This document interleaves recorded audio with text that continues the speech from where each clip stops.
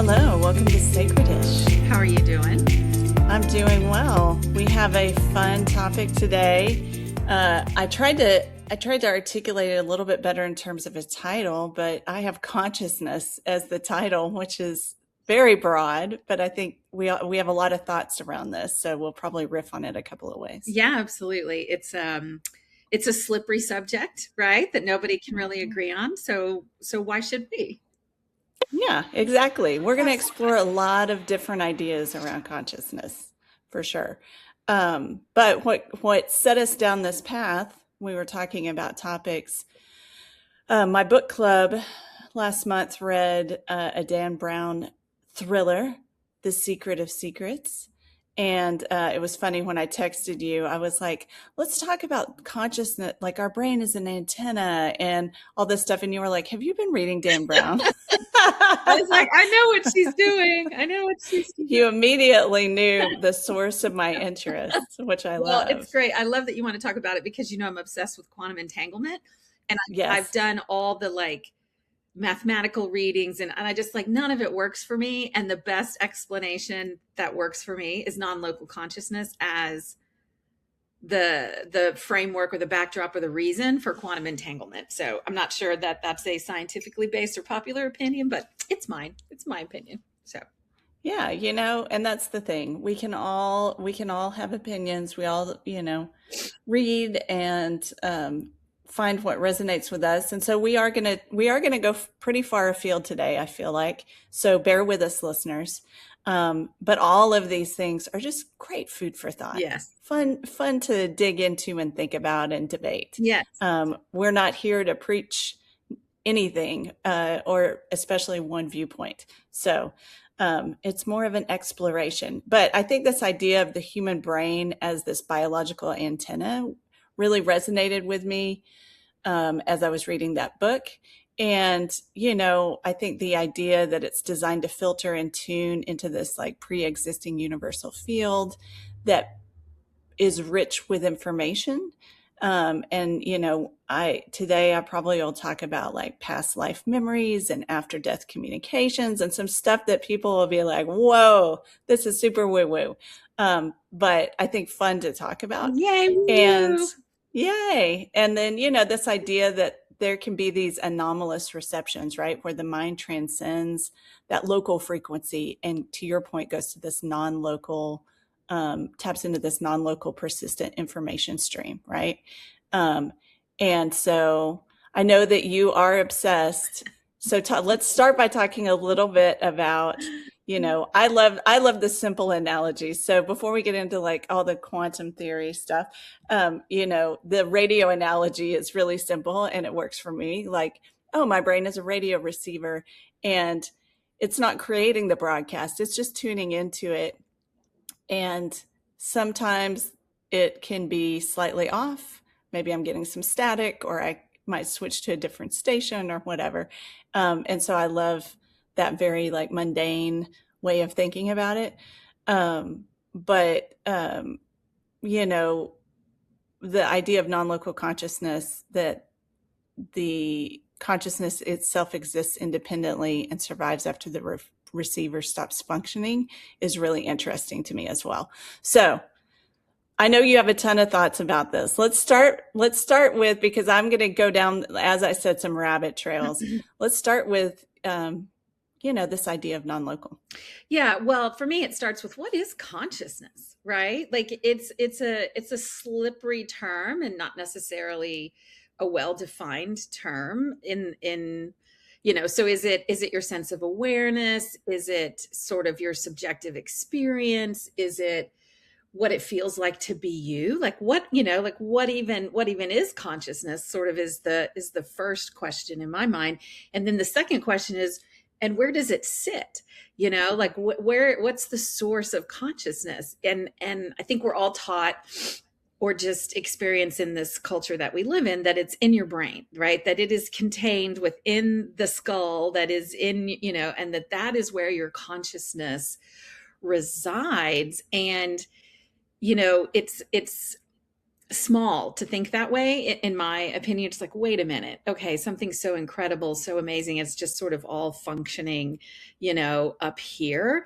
And what the scientific conversation has been lately is, wait a minute, is consciousness something that exists in my brain or individual brains that we create, that is like a biological output of being a human, or is consciousness fundamental to the universe and reality itself? Is it as fundamental as like space and time and energy? In the beginning was their consciousness, right? And when you kind of flip it and you think about it that way, where you're going with, the brain is kind of an antenna and a radio and sort of tuning in, that opens up, it totally reframes it, and it opens up a whole nother way to think about, oh, what potentially is consciousness. And that's where the spirituality comes in, and we can get to that later, certainly. But my struggle with that has always been, well, I think about myself an awful lot, Erica. Like, me. Someone at work recently said, it's not all about you, Susan. I was like, oh, that stinks. I wish. Oh man, that's some rough feedback. Come on now. That was rough feedback. Anyway, but I'm like, okay, so if I'm thinking about myself all the time, how can my consciousness be non-local? Because is the universe thinking about me all the time? Like, it just sort of, my brain just went, like, I don't, it took me like a while to kind of be able to figure that out. So before I go any further, like, how do you feel about all that? Yeah, well, I mean, I think that's what they call the monkey brain, right? It becomes so like self-obsessed, and you ruminate, and you get all caught up in yourself. Um, but yeah, I think it's interesting because there's the scientific view for sure that like consciousness sits in the brain. It's kind of like I would say in spiritual terms, almost the atheist view, right? That we're just animals. We're not unlike any other animals. Which I would argue, like, how do we know animals don't have a transcendent consciousness? But okay. And, that when we die, the brain shuts down, and that's that, you're done. But then I think it's interesting to think about, from a spiritual standpoint, the idea of a soul, and how we define that soul as a conscious, I guess, how aligned it is to consciousness. And does it transcend consciousness? And, Christianity is interesting because, there's certainly more mystical versions of it where your soul is less considered less tethered to the body. But the Christian tradition is pretty absorbed with this composite of a soul and a body. God took an earthly form in the form of Jesus to walk this earth. Like, your body is a temple, that in the end of times you'll be reunited with your body and transcend to heaven, or ascend to heaven. So like, there's a lot in the Christian doctrine that unites this idea of body and soul or consciousness, which I find really interesting. So I think that there are a lot of flavors around this in terms of like the traditional thinking, right? There's the very clinical scientific view that it all sits in your brain. And then there's like this, even religion tends to affiliate the body more closely sometimes with the spirit. So I think it's an interesting jumping off point in terms of maybe what we've been taught as we were raised, or things that we've explored or thought about. Consciousness is a little amorphous in terms of how people think about it, for sure. Yeah. And depending on how you think about it, it starts to reframe your identity. Am I a solo consciousness person? Am I just me in my head? Or am I an expression of a larger consciousness, right? Am I consciousness expressing itself and viewing itself uniquely, right? So am I separated? Am I not separated? And it starts to reposition the role of your brain, and in a way, it kind of starts to elevate your responsibility or your potential impact. If you're part of this larger consciousness, then okay, what I do, one person can make a difference. How I think, how I feel, how I behave, can ripple across consciousness. So it really starts to change how you might potentially, or how I view myself in the world, and how I can impact the people around me, right? It also really does help for me in rethinking suffering and difficult situations. And, is it what I think it is? Is it happening the way I think it's happening? Do I have to respond to it the way I would have responded to it if I thought I was a solo entity, sort of functioning alone in a universe? It just, it starts to reframe suffering. It starts to reframe love. It starts to reframe, my role. Um, you know, in general, it's just for me, it's a game changer in thinking about life and my connection to it. But I always come back to that: is the universe thinking about me? Is the universe thinking, like, that's my sticking point. I always come back to it. And I finally found some more neurological studies, for me, and I'll just go back to that. And the idea was that there's something called the default mode network, and that sense of self. What your brain does do is it takes this ginormous cosmic reality of consciousness and makes it personal, because that's the only way you're going to be able to experience it, right? Otherwise, how would you process? How would you react? How would you respond? And that finally made sense to me. I was like, oh, okay, I am like the wave in the ocean. I have to acknowledge that I'm a wave. I have to have my own wave life, and I have to express it individually. And that is, in fact, what the brain is doing, is it's taking this larger field of consciousness, which I'm ready to just lean in and say is a fundamental foundational piece of the universe, and expresses it through me. And that's the role my brain is playing. Nice. I like it. I like it. And I agree. I mean, I think the longer that I've sat with this concept, the more it like personally makes sense to me for sure. And I agree with you. I think it changes your perception of your role, like manifested in this body, what, you know, like your power, and also like how you perceive your limitations. Yeah, for sure. And when, you often hear like in the zone, athletes are in the zone. Sometimes I'm in the zone at work, or I'm in the zone on the trail, or when you lose yourself, there is a fabric that you fall into, that is there, that I've experienced, that I would never deny, never deny. And that larger sense of consciousness is that fabric, I think. It's that, when you just sort of get lost in that. And what comes to me in those moments, and again, a lot of it goes back to meditation, which is, moving through the self and into the larger, what's out there, what's available, the love, the knowledge, the insight, the inspiration. It's just cosmic. You know what I mean? It's just a whole nother level of play. It is. I love how you said the fabric, because I know you meant it as like something that's all encompassing, that's almost foundational. But I almost thought when you were describing those experiences of it as like almost like relaxing into a That's super soft bed or something. You know what I It's mean? like a net. Uh, It's like yes. not like a trampoline, but those kind of like, just, It's like a comfy hammock. yes, yes. I love my hammock. So yeah, I mean, it's real and it's there. So my brain is helping me navigate reality. It's kind of like the funnel through which all of this consciousness allows me to be. Is I how love I've it. decided to think about it for now. And even, I Yeah. mean, like even Max Planck, who was Einstein's professor, he was like, matter is a derivative of consciousness.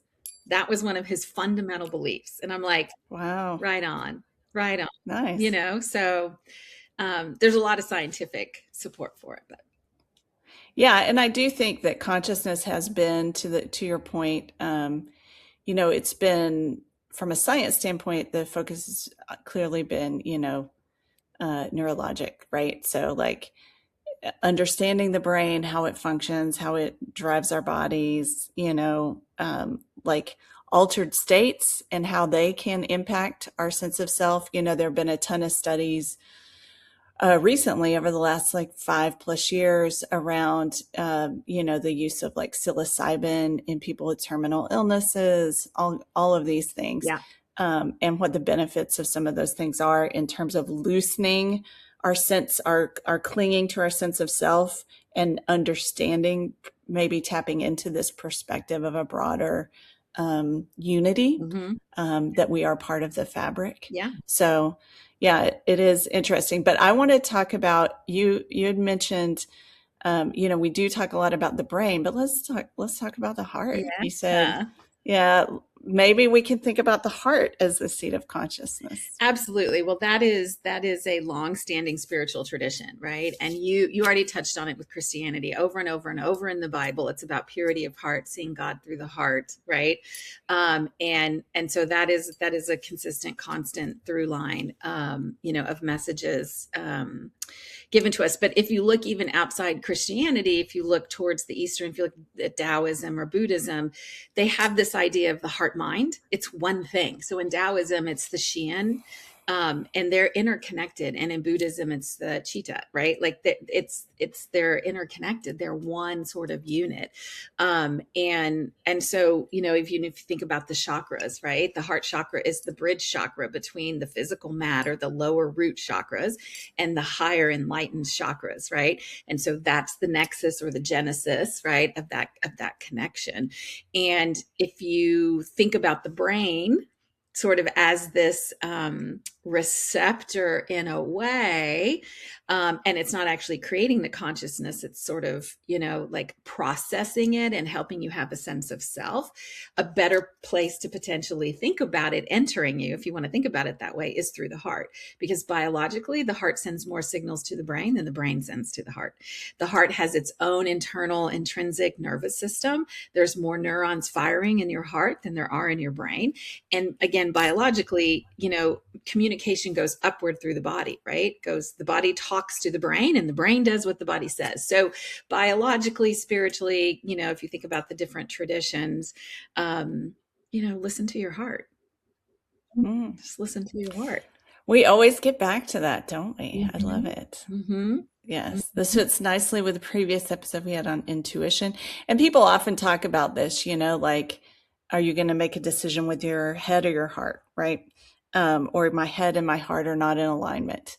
I feel pulled or instinctually compelled in this direction, but my brain is talking me out of it. There's a lot of very practical ways that we think about either the alignment or disalignment of those two, Listen, my biologically, etc. my heart and the intuition thereof has never led me astray. My I brain, love your confidence in that. I my love it. brain leads me astray all the time. Yes. All the time. I've learned I not to think, believe what I think, but I always believe what I feel. yeah. Yeah, I think it's an interesting, it always makes me nervous when you talk like that, absolutely. Which I love for you, but it always makes me nervous because I feel like we also live in a world where people are like, I don't know, there's probably two ways to look at it. I think a lot of people follow their feelings without engaging their brain sometimes. And I think there's danger to Yeah, that. well, that's lack of wisdom, right? Now you've brought it Fair, right, fair. and so there's discernment and wisdom, which are topics in and of themselves. Like the greatest challenges are those two things, right? Discernment, Yes, wisdom. yes. And I agree with you. I think logically you can talk yourself out. I mean, you also on the flip side see people doing things they know are not right. Probably they feel in their heart are not right, but they've convinced themselves in their brains that Yeah, this is the right path. yeah. Yeah. I mean, your heart knows what you need to be doing. Your brain will help you figure out how to do it, right? So in a Yeah. way, the Yeah. brain is like the chief of staff. It's like Yeah. you know, Creates the action plan, yeah, creates the timeline. exactly, right? And so, yeah, people who I have found who live from their heart, they have and I'm talking about it as the seat of consciousness and the source of wisdom, right? I'm not just talking Right. about it as like emotional, like they're emotional people. They have a power that others don't. And you feel it. And, the heart is where our electromagnetic field emanates from. And human beings have about a 5-foot electromagnetic kind of radius. And that's why when you walk in a room and nobody's said a word, or people are talking, but they haven't spoken to you or whatever, and in the first like 5 seconds, you know exactly what's happening in that room. Is it positive? Is it negative? Is there tension? That all comes from that electromagnetic field and that knowing and that knowledge in the heart. It's why you can meet someone and you haven't known them for 20 seconds and you're already just completely in sync. And you can know somebody and work with them for a couple of years and just be like, God, I can't dance to that beat. Like, I don't get it. So, in so many different ways, the heart is really the guide. All right. I love it. Well, I'm in the middle of following your advice. How's it So going? How's it going? it's going really well. It's going really well. I hope I can keep up with it.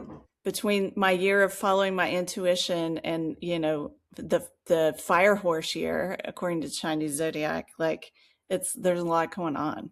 But yes, so far so good. I like it. Excellent. Yes. Um, Anything else you want to talk about in terms of like this framework of understanding before we go into some of the rabbit trails I want to explore? Let's rabbit. Let's trail. Let's do it. Okay, so I wanted we talked about, this idea that non-local consciousness is, exists independently and survives after the receiver or our brain or our body stops functioning. So I wanted to talk about this idea of we're going to talk about, let's start with death. Okay, good. Talk Oh, about it. And let's yeah. start with We'll just, physics, right? yes, Energy is neither created nor destroyed. exactly. So where does it go and what happens? Um, so along those lines, I wanted to talk about terminal lucidity. So this is something that, obviously there are people who have like near death experiences. We've talked about those. They've been well documented, where people, remember things that like become untethered from their body, and they can say, oh, here's what was happening in the room as I was, being revived and was clinically dead. So we've talked a little bit about this before, but I think terminal lucidity is interesting because it's been documented as a medical phenomenon, where patients have like end stage dementia or Alzheimer's or severe brain damage, and they will just kind of revive right before they pass and regain their full memory or personality shortly before their death. And so, medical professionals have seen this happen, over and over again. And, the mystery is if the consciousness is just a product of the brain and that brain is like destroyed or riddled with plaques or tumors, like how can it produce a clear, coherent self at this like end stage? Like, how could that actually happen? And so, it's viewed as one of the support points for this idea that the self exists independently of the brain, because if the brain's filter is breaking down during that dying process, then how can that like damaged organ basically like come back fully online, right? At this moment right before death. So I thought that that was really interesting. The terminal lucidity term was coined by this biologist, Michael Naum, and a psychiatrist, Bruce Grayson, at UVA. And I'll talk a little bit more about UVA in a minute because they have some really interesting studies that they've done since the 60s there around consciousness, but and with more of like a medical view of it. But they've cataloged like hundreds of cases to try to document like this interaction between, the mind and the body, and what you see, both from a case study and anecdotal standpoint, but then also going in and looking at things like, recording the dying brain and seeing like this massive burst of gamma wave activity, with high level cognitive functions right as the heart stops, like right at that moment that the brain lights up and they can see that. So, through testing as well, documenting some things that are a little contradictory probably to the standard understanding of what happens to our bodies at death and what our perception is or our experience. So, that could be like that life review that people talk about where their life flashes in front of them, or it can be like final tuning out of the physical body and preparing to ascend into, like if you're Christian to ascend to heaven, or to rejoin the universal consciousness or whatever, but basically departing the physical body. So that's a lot I just threw at you. So what do you think of that, Susan? What do you Um, think of well, this whole line of thought? so for me, I think there's more that we see. Our eyes can't see all the UV rays. Our ears can't hear all the frequencies, right? So, I live in the space where I think there's way more than that we can see. So the idea of, um, I don't have any hangups believing that, there is something, I'm just going to say, mystical that happens, when someone passes. And I've read a lot of those studies of different people and how they die. And, my love with the Tibetan Book of the Dead, and, on and on and on. So I'm there for it. I believe it. I don't have any issue with it. And truly, maybe it's a strength or a weakness. I don't need a biological scientific reason to believe it. Right. That'll Sure. come later. We'll figure that, maybe we'll figure that stuff out later. So I look forward to it. Yeah. Well, I think that we all know that, science has given us a lot. We all live much longer than we did before science and, traditional medical practices evolved. So there's a lot to that. But um, in terms of what science can understand, it's always evolving, right? And at some point, it will undoubtedly change. It's changing every day. Yeah. What I wonder is the consciousness you go into death with, does that impact the experience that you have? That's Oh, my yeah. question. It's like, there's people, you read these stories of like they're atheists and he's like, oh my God, I went to hell and I got to come back and be a better person. I got another chance. Or then they're like, it was just a beautiful white light. And, so you're like, does it happen the same for everyone regardless? Or does your sense of self, back to this idea of how you've curated and navigated reality for the time that you are physically alive, does that Hmm. impact what happens as you pass through? Yeah. How you meet death. How you meet death, And and are then, you aware that you're dying? Like that is like the interesting part. And especially like in the Tibetan Book of the Dead, the trick's to know you're dead, because if you know you're dead, then you know how to navigate the next steps. If you don't know you're dead, it could be quite discombobulating. Anyway, so that's the fascinating stuff for me. yeah. Well, and I think, obviously the circumstances under which you die, all of these things, I would think are factors in terms of how you meet that moment. But yeah, it's very interesting. So I'm going to tell a story that is probably like the root of my um, perception of spirituality now. We've talked about, I was raised in a church tradition. I left it when I was a teenager. For, my 20s, I kind of flirted with being an atheist, but it really never fit because, man, it's just the other side of the coin to me. So sure about everything. Um, and, then I wandered into this like no man's land of ambiguous, like, who knows? I'm just not going to think about it very much, basically. And then what happened was my dad was diagnosed with cancer. And it was, this was like 13 years ago, I think, Mhm, maybe almost mhm. 14 years ago. Wow. And, and, he basically lived for 4 months after his diagnosis. So he was doing a lot of chemo and he was around, to settle his affairs and all that good stuff. But uh, we're, we're going to see if I can get through this story. Okay, you take your time. Yeah, thank We you. can take Um, breaks, whatever you need. no, it's all good. It's just, it's so funny how, even with time. Yeah, because that energy of that love is not gone from you, right? It's there with you. And so you feel it. And that's Yes, beautiful. That's beautiful. it is. It is. It is. They say you can always measure your grief by the amount of love that you had. And so, uh, you know, obviously a lot. Yes. So, anyway, so let's talk about this story because I think it is, it, aligns a lot with what we've been talking about. So, I was present when my dad passed, and he was an atheist, and I joke that I like stalked his death. Like I was in the hospice room with him almost the whole time. I slept there a lot of nights and everything. And so when he finally passed, I had my hand on his forehead, and I wanted to feel something at that moment, to just have like a sense of it's not over. And I didn't have that at all. There was like nothing. It was just very clear to me immediately that he was no longer in his body.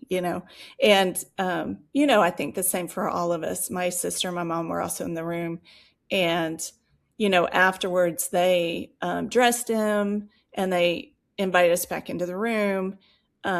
And they were like, you can spend as much time as you want. And we all just stood there and looked at each other, and we were like, we're good.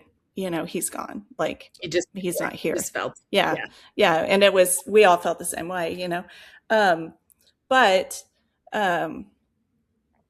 what transpired was really interesting because he passed away, I don't know, somewhere around midnight. And then, by the time we left, it was early morning hours. And so I got, limited sleep. And then we got up the next morning, started making arrangements as you do. And then we had a full day planning. He wanted to have a kind of a life remembrance party versus a funeral, Awesome. which he had, because he knew I was passing, he had given us a lot of specific directions on what he wanted. So that's what we were doing. And it was very nice.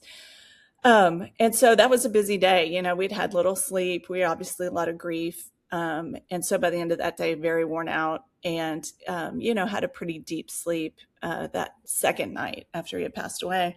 And then I woke up the next morning to this feeling that was unique. I had never felt this before. And it was like warm honey being poured from the very crown of my head all the way down my body, like enveloping me. Wow. Like that weight of like something kind of heavy and viscous almost, but just warm. Wow. And this feeling of like extreme calm and peace inside. Wow. I mean, it was pretty cool. I'm not going to lie. It was pretty cool. And what was interesting was it was happening as I woke up, but whereas, if you're dreaming something, it dissipates as you become conscious. This intensified as I started to wake up, and I just laid there in it for a while, and then it gradually dissipated, right? And I laid there and thought, first of all, what an amazing experience. But secondly, I was going through a lot at that time. I was in the middle of a divorce as well as my dad passing, and had not had much peace in a very long time. And I remember thinking, man, I am in such bad shape that my brain was like, we got to dump some chemicals and like we gotta need some help. It was like an emergency tripwire. I crossed the threshold, and it was like, send dopamine, serotonin, whatever, make it happen. So while a neat experience, that's how I viewed it, very much as like a physical phenomenon and maybe a little spiritual, but I didn't want to think about it too hard, right? And so, after that, obviously I had a lot of rough days and, definitely missed him, but, life moves on and you move on with it. And it was about a year and a half later that, a totally random, like Tuesday or something. It wasn't an anniversary. It wasn't a big day. I hadn't been particularly, like my grief had not spiked, in that period leading up to it. But I had the exact same experience. I woke up one morning randomly, exact same experience, like that feeling, the feeling of inner calm, everything. And I laid there and I was like, how random is this? Like, why did this happen today? I mean, of course, here I am like analyzing this gift because it was a great experience. But I just kind of was like, okay, this is so random. And I got ready for work. I drove down to my office. I plugged in my computer. And on the drive, I was even a little bit out of shape about it. Like I had been through rough days in this year and a half where that would have been really beneficial. Like it would have been really beneficial to have that experience. And yet it just shows up when it feels like I don't even need it. Hmm. So I was a little bit like, I could have used this, you know? Um, and I get into my office, I plug in my computer, and my phone dings with a text. And the text says, "Your father says hi." Mm. Unbelievable. Crazy, right? Unbelievable. I mean, girl. I know, right? So people are, of course, then the question is, well, who's sending this text message to you?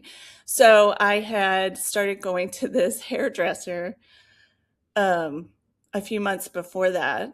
Well, no, it had been a couple of years because I started seeing her right around the time my dad passed away. And she had at one point told me that she was psychic. And I was like, that is awesome for you. Just give me a normal haircut, please. No, I was like, that's great. But I also, just completely discounted it, to be honest. I was like, okay, sure. Fabulous. Well, she was the one who had texted me. Um, and, uh, and so I just texted her back like a question mark because I was so undone, right? I was You know, so freaked out by it. And she texted back and said, he came to me in my morning meditation and told me to reach out to you. And I was like, what? it's why you need to meditate. I'm gonna give you. Oh my gosh. Yeah.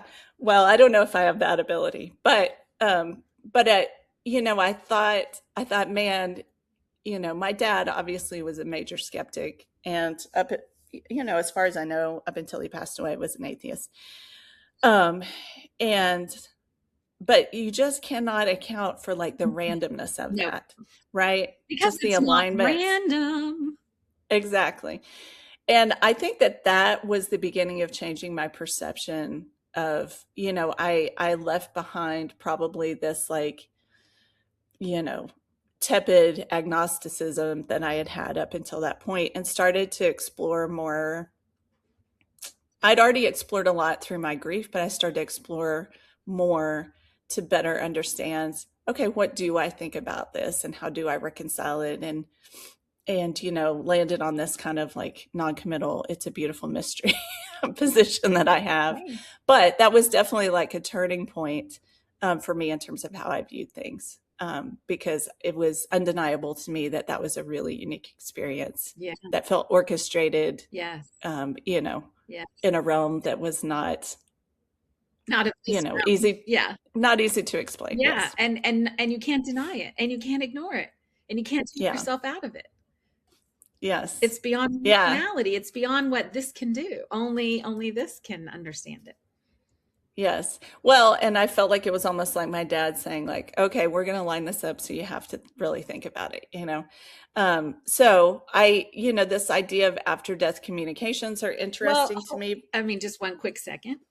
Yeah, Thank you for sharing that. It's such sure. I love that story. It's so powerful, even though I'm on the outside listening to it. You've shared it with me before. It was power. It's power. It's such a beautiful story. And I hope it touches everyone the way it touches me when I hear it and when you share it. And I hope it opens people up a little bit, right? Because you only see the things you're allowing yourself to see.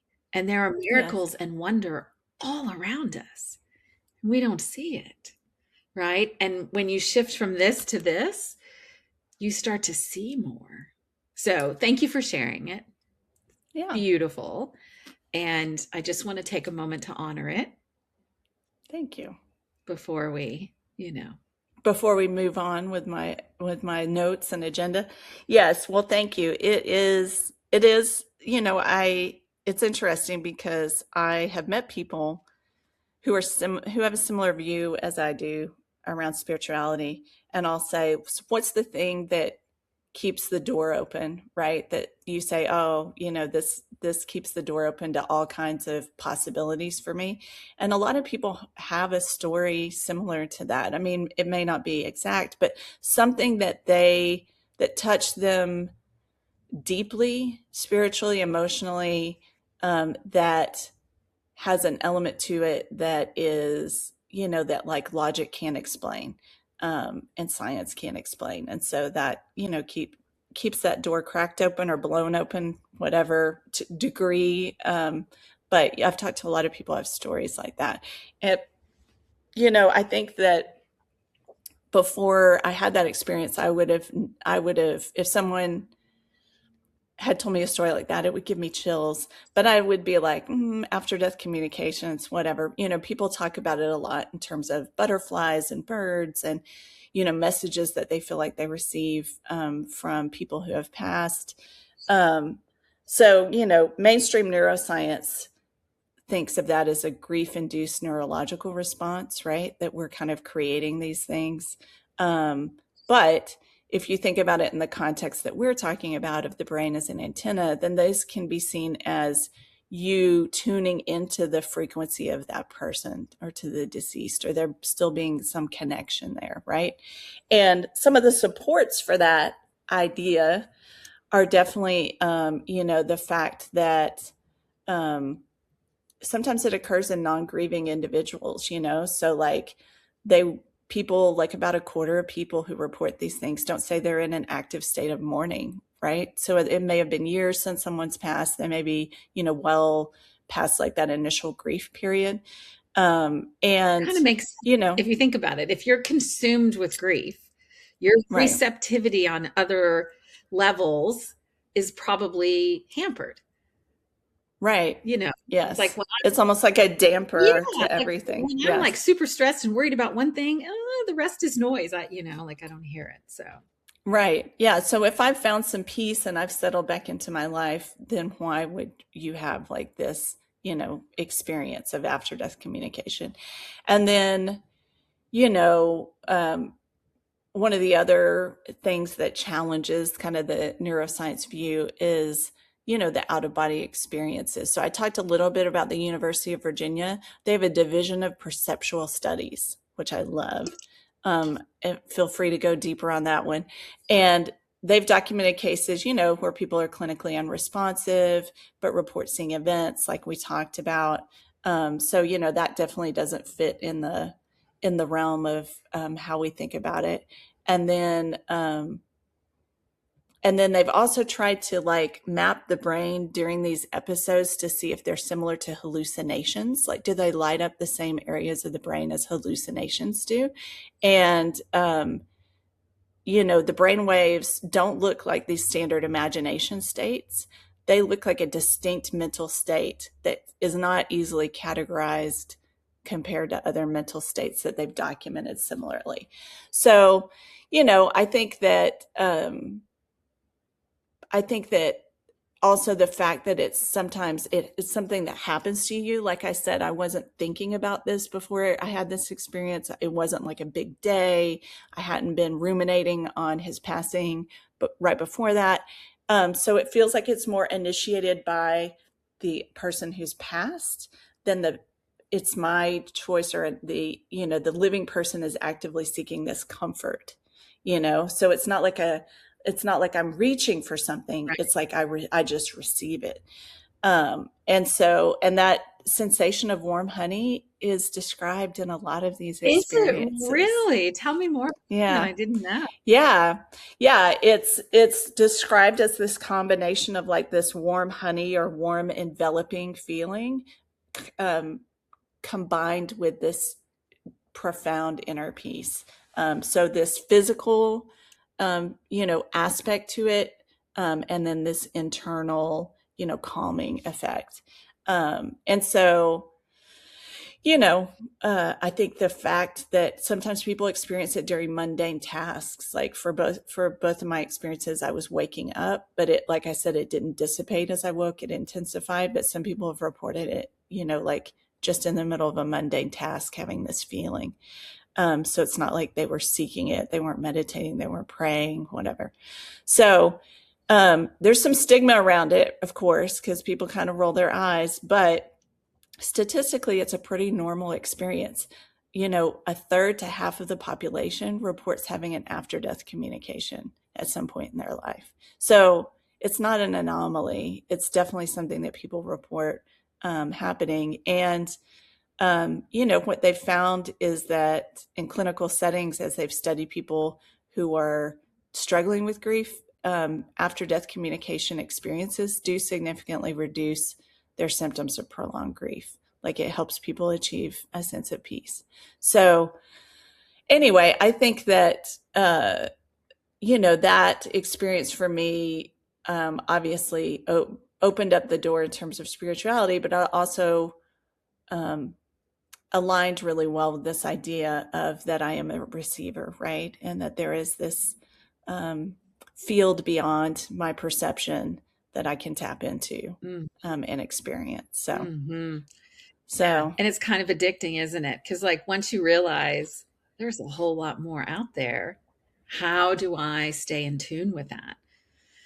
yes. That is my challenge. That is my for myself. As I think about how I Mm-hmm. go through my life, and I'm always, you know, very conscious of what I'm conscious of, right? Yes. Metacognition. I'm like, what am I thinking about? Why am I wasting thinking about that?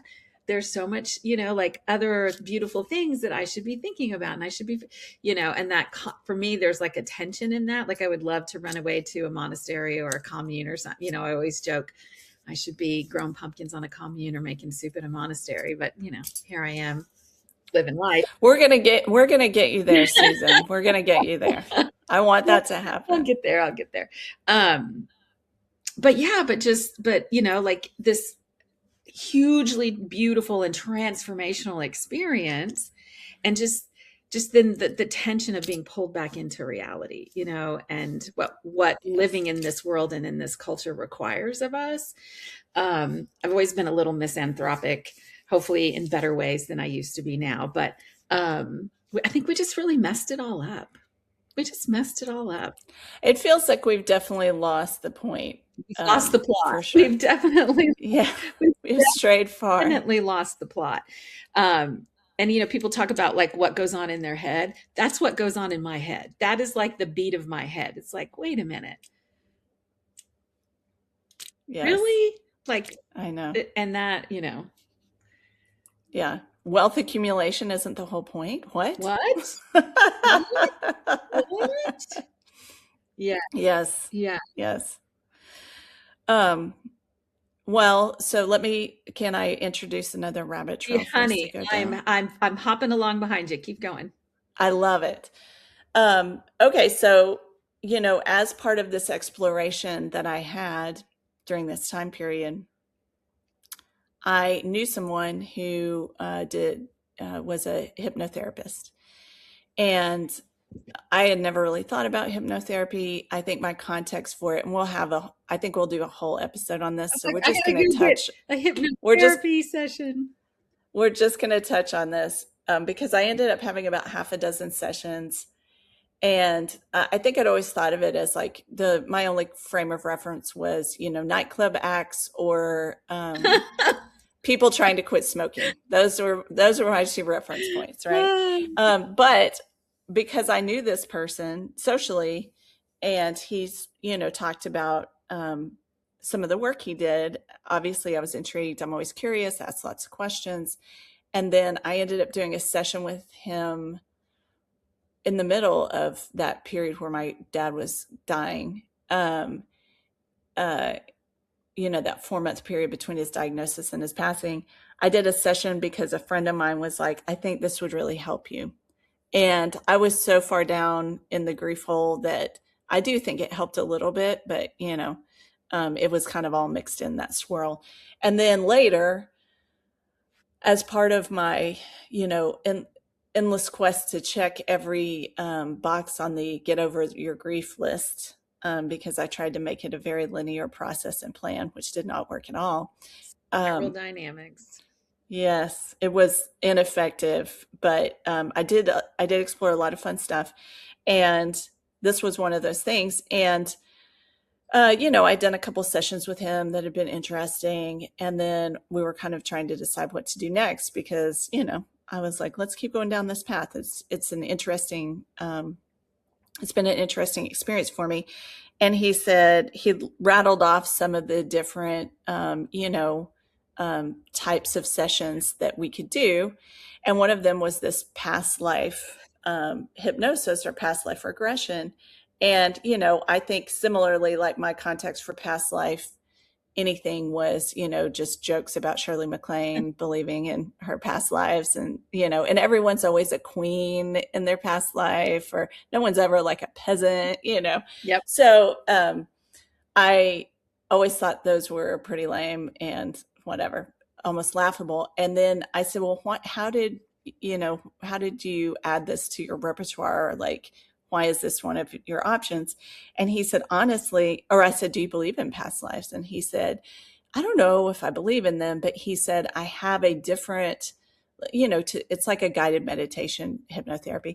And he was like, I have a different path that I take people down that's to get to the root of like a feeling that they have, like a fear that they have, an obstacle, to get to the root of where that first occurred in their life, so that they can like address it and process it. And he said that he had several clients that the memory that they accessed as the root of that feeling was not something they had experienced in their current life. And so he became curious at that point and developed this, session focused on this past life regression. So I was like, sure, why not? Right? Like I think that'll be interesting. Great.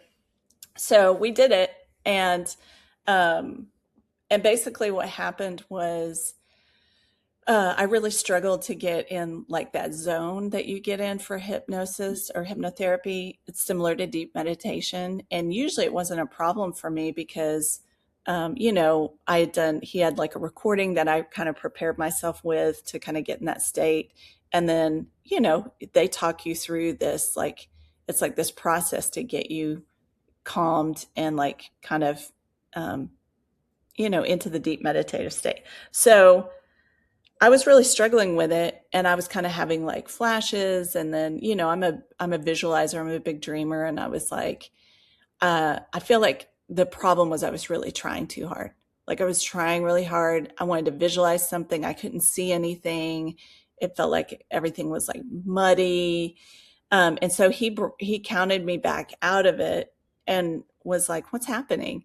It seems like you're struggling. And I said, yeah, I don't know. I feel like I can't see anything. And he's like, I think you're trying too hard. You need to just relax, like trust the process. Don't have any expectations, just see what happens. So we start over, and the induction takes a bit of time. And so we get to the point where, I'm envisioning myself as particles in space distributed. I think I've talked about that feeling before. It was really cool. Like if for no other reason, this experience was amazing just to be able to reference that and think about it, and kind of try to recapture it. But I'm particles in space, and then I gradually come together, and then I descend to Earth, and he says, your feet are on the ground. And it's always hard to remember what he said or prompted versus what I thought. But I do remember he said, look at your feet. And I looked at my feet, and I was wearing boots on a cobblestone street. And I thought, that's interesting. And then I looked at my body, and I was like, oh, I'm a guy. Like I'm dressed like a man. I've got on pants and a vest and all this stuff. And so I would say it's like, you know, um, like Revolution era, American Revolution era times is what it seemed like in terms of cobblestone streets. And I was in a city and all this stuff. So anyway, he walked me through like, where are you? Who's your community? All this stuff, right? So, I was lived in this like um, uh, near a bay, like there was water, there were ships in the distance. I was in a city. I had a home. I was married. I had two sons, like all of this stuff that was kind of mundane, but interesting. Yeah, very cool.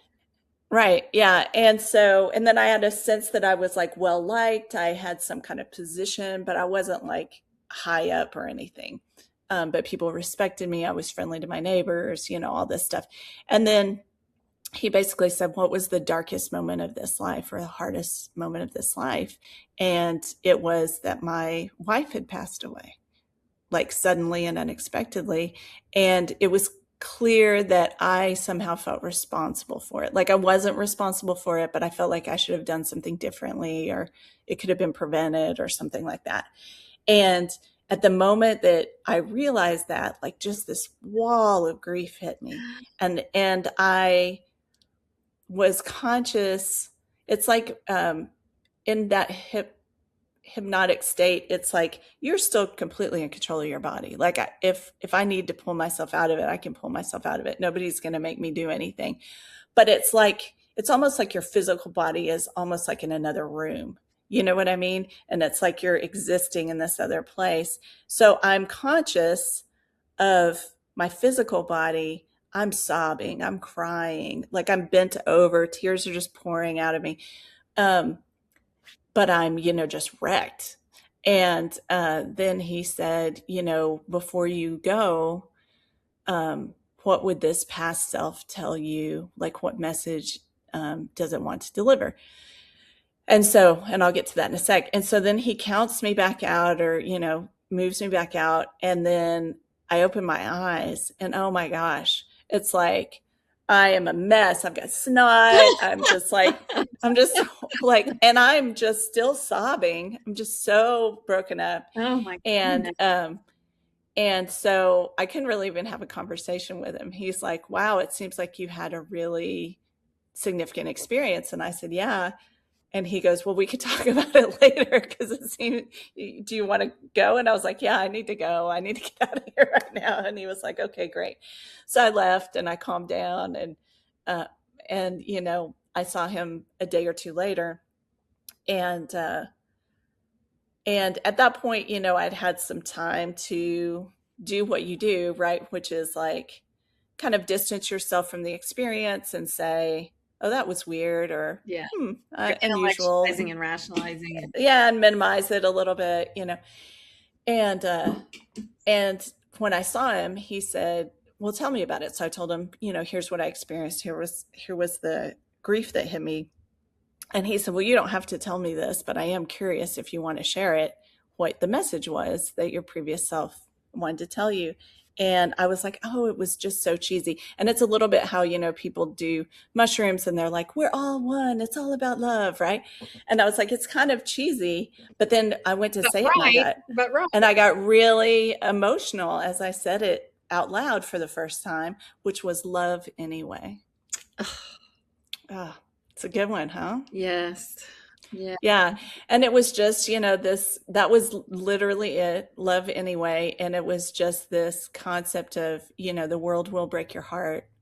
You will experience grief. You will experience all these things. Don't let it stop you. Yeah. So anyway, Girl, it's crazy. Girl, I these experiences that you've had, like, I don't know why you're not all the way over here with me. Well, I started way over here, guess so that's probably it. Maybe over the course The of universe, our friendship, you'll slowly get where I am. the universe is gradually dragging me across. It's like, what more do you want? I know, woman? this woman's so hard to convince. Yes, for sure. So I think it did make me a little curious about this whole idea, like of past lives. And here's what I'll say is this idea of, we've talked before about, we're kind of unlimited beings, or energy experiencing this like very finite life experience, right? So we're contained in a body that we're born into, like it's very specific. Everything is very specific. Mhm. And I do think thinking about it in the context of like, sometimes people think of past lives as very linear, like very karmic, right? We're on the wheel, like we're just coming back, we're learning, if you think of it in that way. But it could also just be that, um, you could be tapping into the experiences of others in this universal consciousness field, right? So it may not be that you were literally embodied in some other form at some point. It could be that you're tapping into an experience that's out there that you're receiving, right? So there are a couple different ways to think about it. And I just want to be clear that to your point about my inherent skepticism, I did not walk out of that being like past lives are a thing. It's absolutely, because I have a great imagination. I could, that could have been constructed by me in some way. But I do think that the net of it, in terms of how I felt and what I experienced and learned from it, it doesn't matter to me how valid or truthful it is. It's still, the experience was beneficial to me, right? I know you're shaking your head at me. No, She's like, no, I think that, we get what we need, right? yeah, And yeah, it's always given in love, even if it hurts, right? yeah, And whether it was a past life or it was tapping into another emotion, I do believe that there's a consciousness behind it. I don't believe it's random. I just don't. yeah, That's what my heart tells me, that it's not random and it's all beautiful and all will be well, even through the pain of it all. So, how it impacted you, how it affected you, how it moved you, and now you sharing it with others who might be able to connect with it. That's what it's all about. Because yeah, we are all one. We are one consciousness expressing itself in different and unique ways. Or said spiritually, we're not humans striving for a spiritual experience. We're spirit having a human experience. yeah. And I think that idea, if you want to talk about it too, in almost like data terms, this idea of like we are antennas that download these electromagnetic signals and information from like this universal source. A past life could be just the brain tuning into a different signal that was once downloaded by another physical body, right? So like there are ways to think about it, I think, that are really interesting. And sometimes when you use language like that, people understand it even better. Like, Or the upload, download concept maybe of it. you were the wife who died and he's been trying to find you and tell you how sorry he is.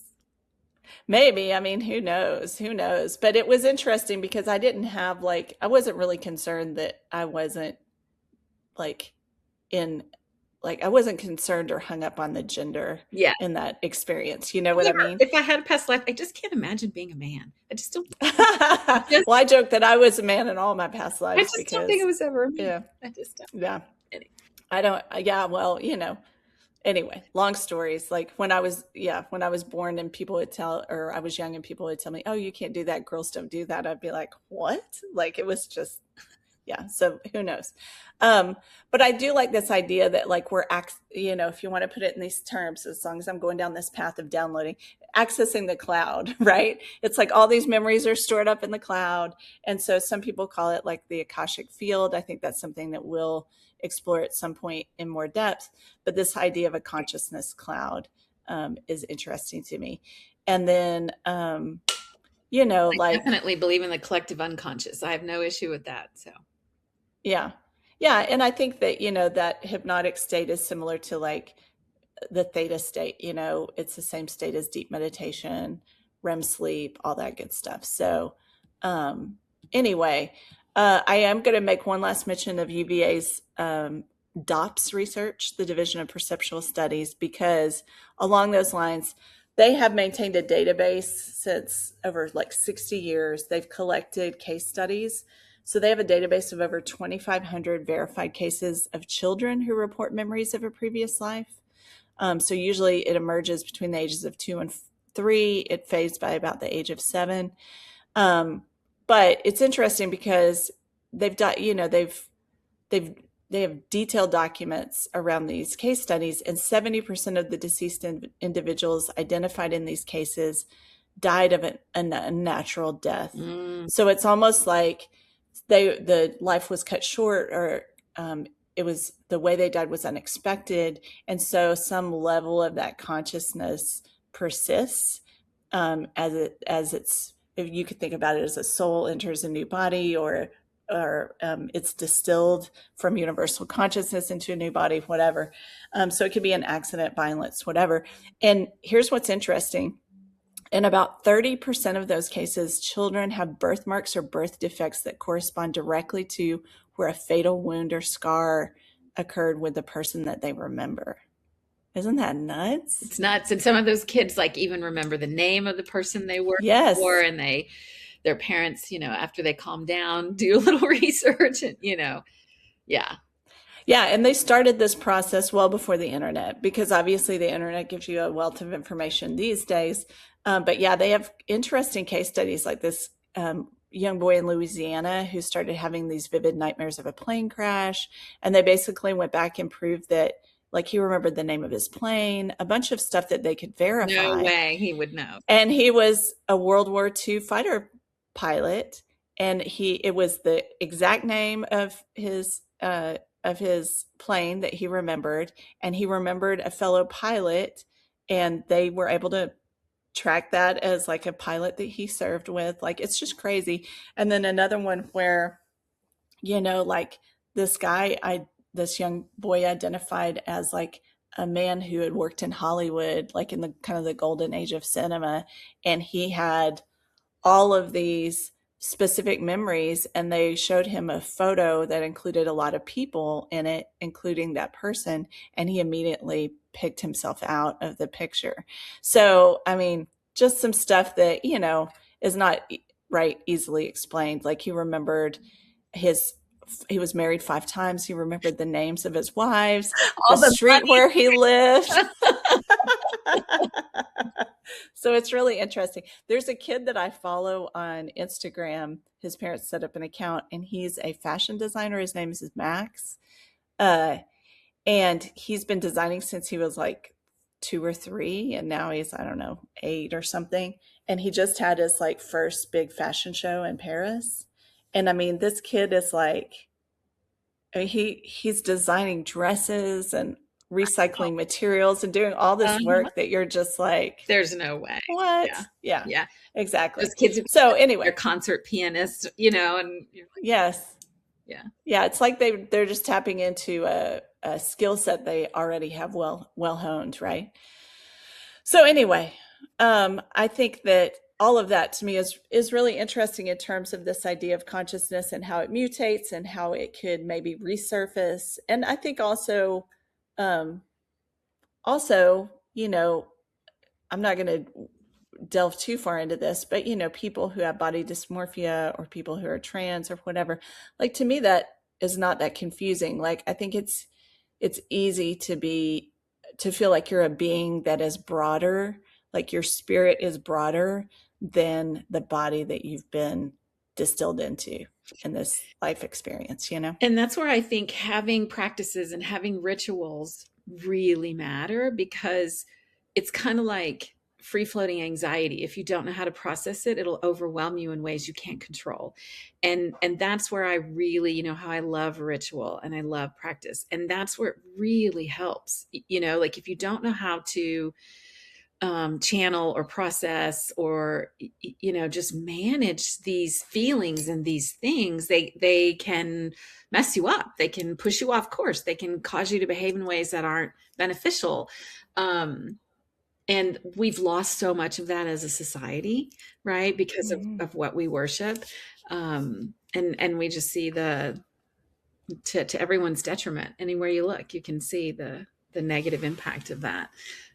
Such a missing hole in our culture, so. Yes. Love anyway.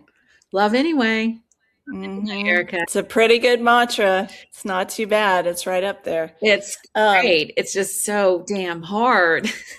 It can be very difficult sometimes. Sometimes it's incredibly easy. For me, it depends on the person, which is how weak I am. Right. Well, I mean, that's all of us, right? It's easy to love the people who are lovable.